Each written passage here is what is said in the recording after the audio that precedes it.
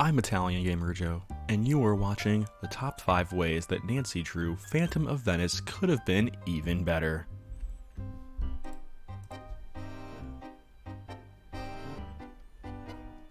Number 5. Focus on a smaller location within Venice.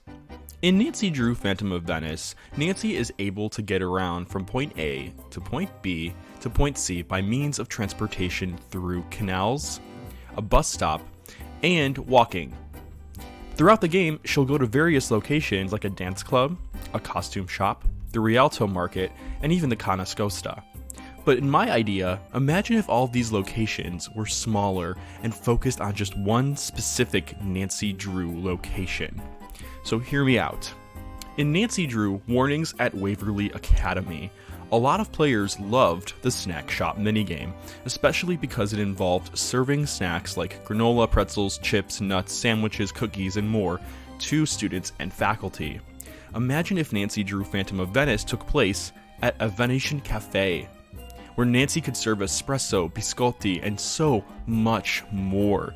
Think about Nancy being able to go on a new mission where instead of being able to investigate all of Venice, Nancy's trying to find an informant inside a Venetian cafe that borders a Venetian canal.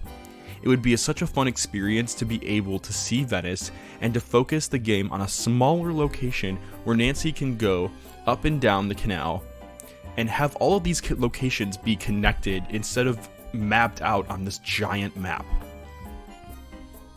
Number 4. A different suspect roster. Don't get me wrong, the suspects in Phantom of Venice were very interesting, but how interesting more would it have been if the Italian roster of suspects were actual natives from Italy? Even Colin himself complains that he's not an Italian native. Imagine if the characters in this game were actual Italian natives. And my suggestion, I want to rewrite the roster a little bit and change things up. So if you'll stay tuned as we go into the suspect roster. The Gondolier. The Gondolier is one of the first suspects in the game, and they are a Venice native and insider to everything going on throughout Venice. The Gondolier can help Nancy get to places she needs to get to, like say the warehouse. He's handsome and can provide comedic relief, just like the cook from Curse of Blackmoor Manor. The Gondolier can also give players and Nancy the opportunity to crush on a Venetian native. The Cafe Owner. This would be a redesigned Margarita from Phantom of Venice. The way it would work is that this new cafe owner would own the Cafe Nascosta.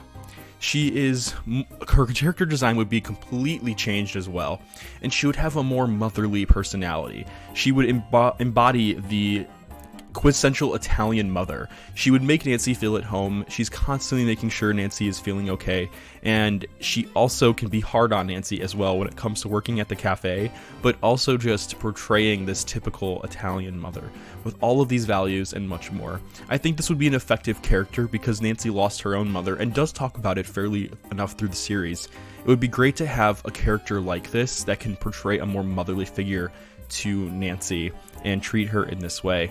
And I bet you're wondering, well, what the plot twist is. This plot twist is really interesting, and Rico would be the mastermind of the game, and he is basically manipulating the cafe owner into working with her. She turns a blind eye to any illegal business happening at the cafe because she's scared for her life. The Waitress. This would be similar to maybe a Helena Hamburg from Nancy Drew Phantom of Venice. The Waitress is also an Italian native, and she works at the cafe and lives above it, so she and Nancy would be roommates. The Waitress would have a sisterly vibe with Nancy, and she would constantly be asking for gossip or asking for favors from Nancy while working at the cafe. The Waitress would also have a crush on the Gondolier, and eventually, what you'll see next, the cafe regulars that come on by. The Waitress is going to be more of a comedic relief, but the plot twist here is that she also helps facilitate the illegal stuff happening at the cafe, either with or without the owner's knowledge. She could potentially be one of the parts of the crime ring, or she could just be doing it while against her will as well. The Cafe Regular. I would see this character as a redesigned Colin. We would not have a a handyman anymore. This would be a character that comes to the cafe pretty regularly to spend time with the owner, with the waitress, and with other characters in the game. The cafe regular would teach Nancy about Italian culture, and perhaps even how to play a new Italian game called Left, Right, Center, which is a very popular game in Italian culture. A plot twist here is that Enrico is the cafe regular's uncle. The cafe regular doesn't trust what his uncle is up to and wants to get to the bottom of whatever illegal shenanigans are happening. He'll help Nancy get inside the nightclub and the dance clubs, which gives his character even more of a purpose. Fango would still be in the game, and his storyline can remain exactly the same. Nancy can still investigate Fango from on top of the Cafe Nascosta and still get the opportunity to use her binoculars to spy on him. Also, Enrico Tazza, everything in his storyline can remain exactly the same, with the exception that he takes more of a mastermind role in this game. Enrico is the cafe regular's uncle, so Enrico will briefly talk about his nephew throughout the game. Nancy's choices could potentially also get the cafe regular removed from the game or taken if she's not careful, so Enrico would definitely have more of a menacing role in this game because he is the mastermind.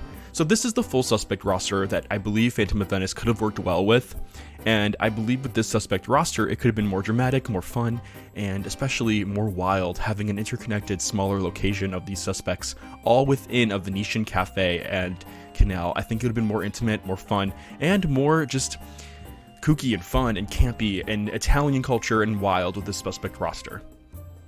Number 3, a redesigned world. Take a look at this blueprint I created of the environment of a redesigned Phantom of Venice. I'm going to go ahead and use my mouse to help guide this slide.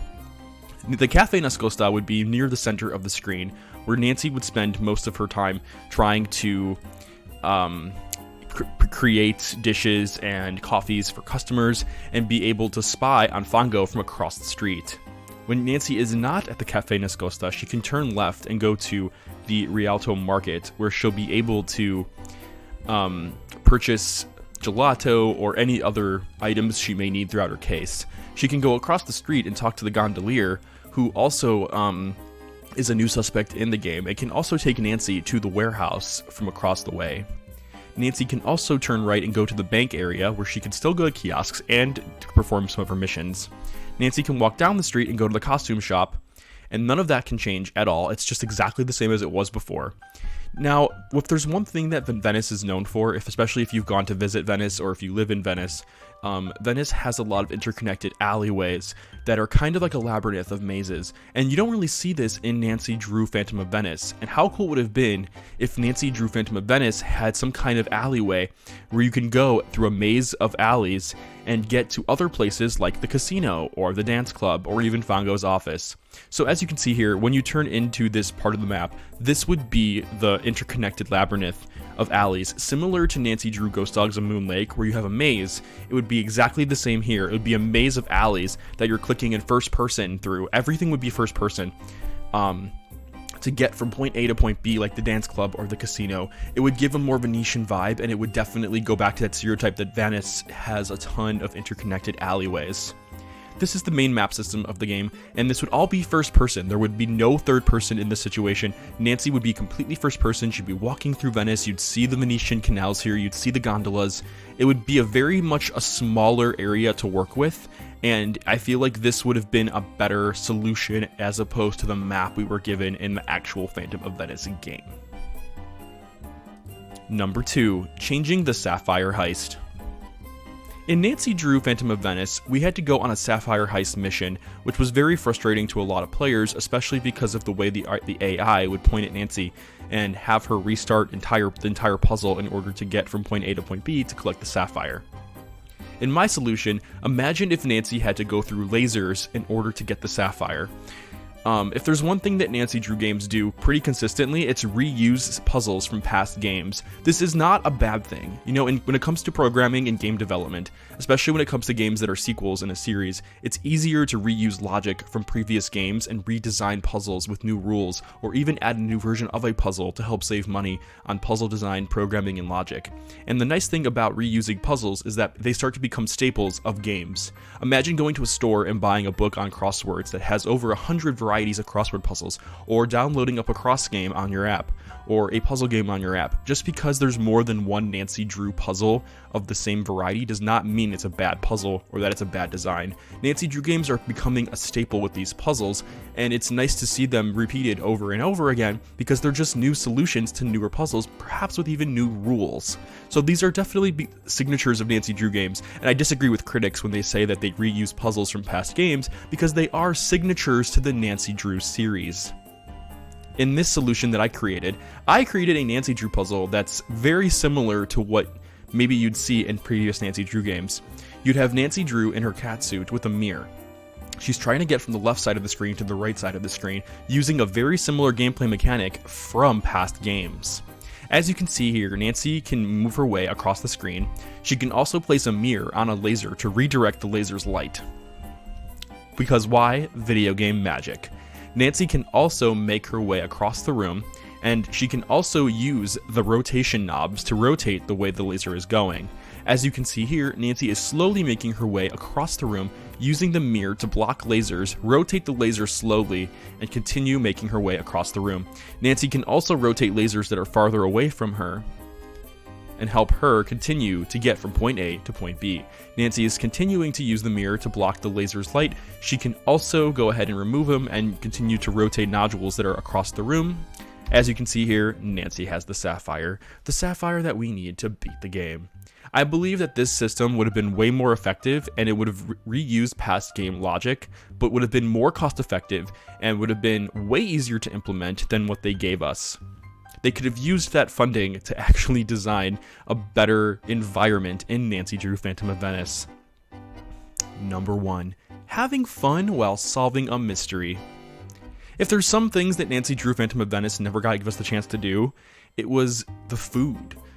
Italy is known for amazing Italian food, and we never got the chance to see enough of it other than gelato and soda. How awesome would it have been if Nancy worked at the Caffè Nascosta and created pizza dishes? Even if it's something simple like Italian pizza or pasta or coffee or cookies, imagine how simple it would have been for her Interactive to reuse previous game logic to create a kitchen cooking simulator in Nancy Drew Phantom of Venice. Imagine Nancy rolling out pizza dough, putting sauce on it, cheese, throwing it into an oven, and creating pizzas for tourists and for bystanders across the street to earn money to help her on her case.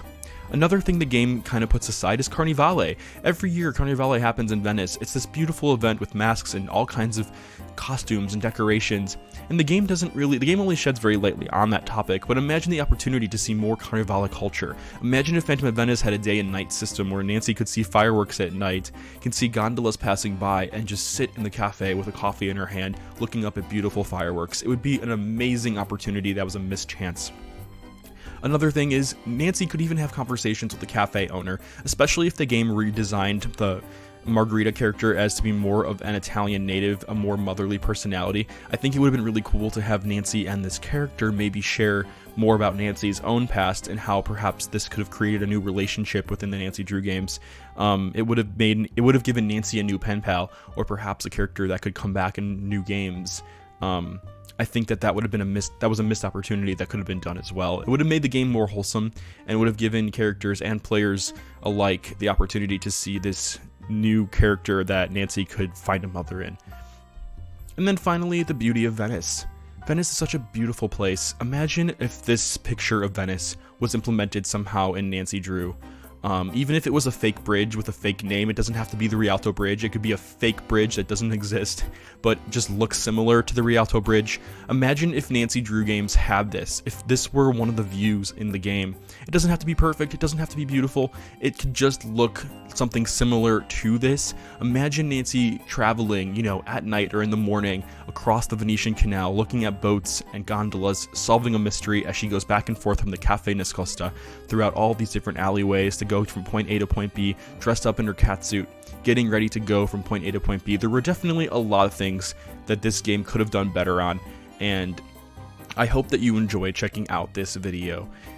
If you did like it, please like, comment, and subscribe. Share it with your Nancy Drew friends. Once again, this is Italian Gamer Joe. Thank you for watching the top 5 ways Nancy Drew Phantom of Venice could have been even better.